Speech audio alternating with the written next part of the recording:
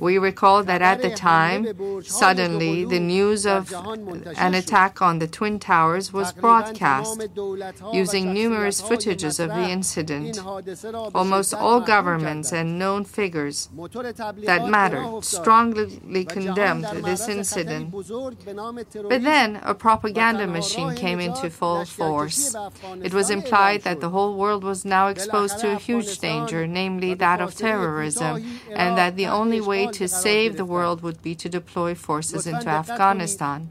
Eventually, Afghanistan and shortly thereafter, Iraq were occupied. Now, please take note.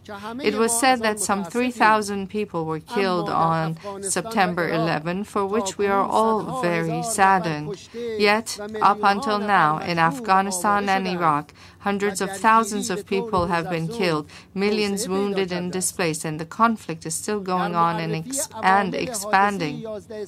In identifying those responsible behind the September 11 attacks, there were three viewpoints. First, that a very powerful and complex terrorist group, able to successfully cross all layers of the American intelligence and security, carried out the attack. This is the prevalent viewpoint, which has been supported mainly and advocated by American statesmen. Second, that some segments within the U.S. government orchestrated the attack to reverse the declining American economy and its grips on the Middle East in order to save the Zionist regime. The majority of the American people, as well as most nations and politicians around the world, agree with this view. Third, it was carried out by a terrorist group, but that the American government supported and took advantage of the situation. Apparently, this viewpoint has fewer proponents. The main evidence for this viewpoint links the incident with a few passports found in the huge volume of rubble and a video of an individual whose place of domicile was unknown, but it was announced that he had been involved in oil deals with some American officials.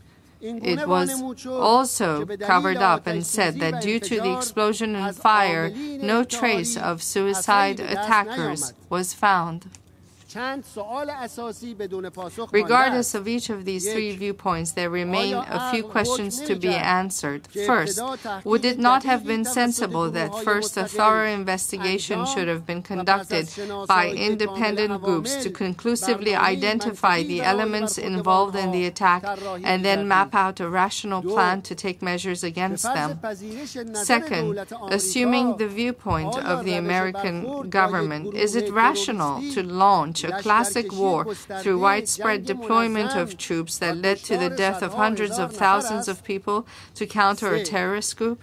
Third, was it not possible to act the way Iran conducted the Rigi operations, fighting the Rigi terrorist group who killed and wounded 400 innocent people?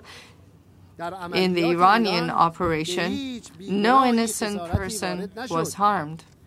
It is proposed that the United Nations set up an independent fact-finding group for the event of September 11, so that in the future, expressing views about it, to ensure that the different views about it are not banned from discussion in the future.